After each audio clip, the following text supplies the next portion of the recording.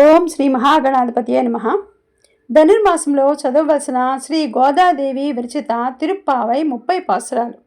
30 పాసురాల్లో మొదటి పాసురాన్ని ఈరోజు మనం చదువుకోబోతున్నాం.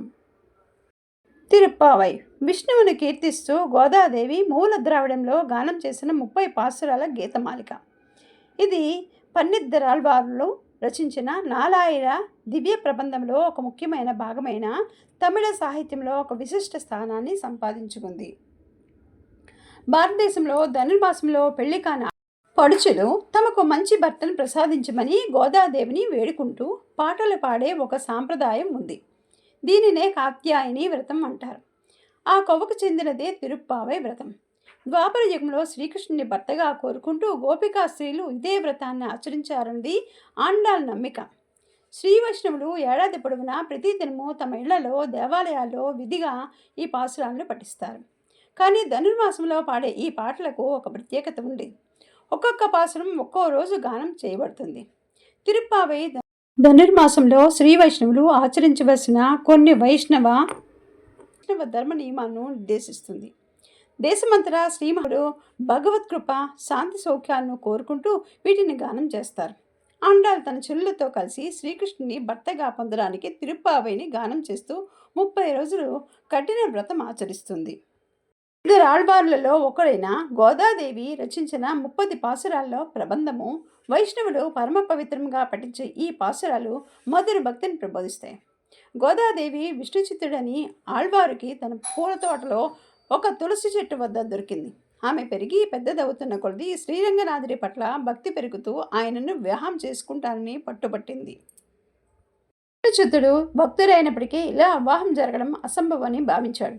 కానీ గోదాదేవి భక్తి ఫలించి రంగనాథుడు స్వప్నంలో గోదాదేవిని వధువుగా అలంకరించి ఆలయానికి రప్పించవలసిందిగా పెద్దలను ఆజ్ఞాపించాడు.